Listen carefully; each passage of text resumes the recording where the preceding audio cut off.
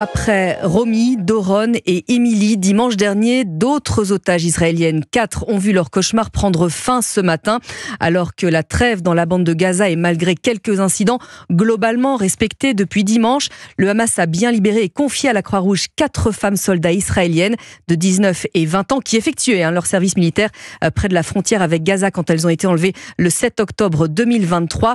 Bonjour Frédéric Simon.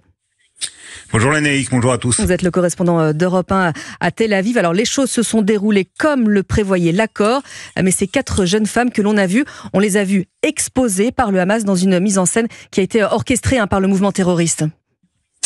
Oui, et en dépit de cette mise en scène du Hamas, l'émotion est grande en Israël. Liri Albag, 19 ans, Karina Arayef, Daniela Gilboa et Naama Levi, 20 ans chacune, apparaissaient souriantes et en bonne santé. Les 4 jeunes femmes des soldats du corps des renseignements sont libres désormais après plus de 15 mois de captivité. Il y a 1h30 environ, elles ont été acheminées par les délégués de la Croix-Rouge vers une base de l'armée israélienne. C'est là que les médecins militaires ont pu s'assurer que leur état de santé était satisfaisant. C'est là surtout qu'elles ont pu retrouver leur famille. Elles seront par la suite héliportées vers un centre hospitalier des environs de Tel Aviv où elles seront prises en charge par une équipe de médecins et de psychologues spécialement formés. Suite à ces libérations, Israël a relâché des dizaines de détenus palestiniens, certains condamnés à perpétuité pour meurtre et terrorisme. Mais l'autre contrepartie consentie par l'État hébreu est reportée. Les dizaines de milliers de civils gazaouis qui avaient quitté le nord de la bande de Gaza ne sont toujours pas autorisés à y revenir car le Hamas n'a pas respecté ses engagements sur la libération prioritaire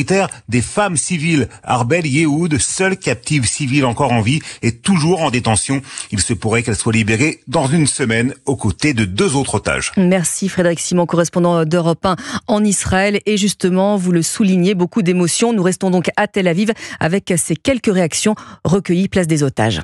Une grande émotion.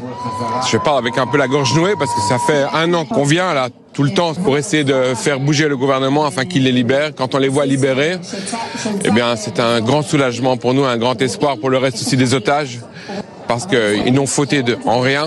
Et quand on voit ces filles qui font le lever de la victoire en sortant, c'est extraordinaire. C'est extraordinaire. Ça montre la force du peuple d'Israël par rapport à à la faiblesse du Hamas. Extrêmement ému, c'est indicible. Et puis je suis tellement horrifié par cette mise en scène macabre qui a été faite.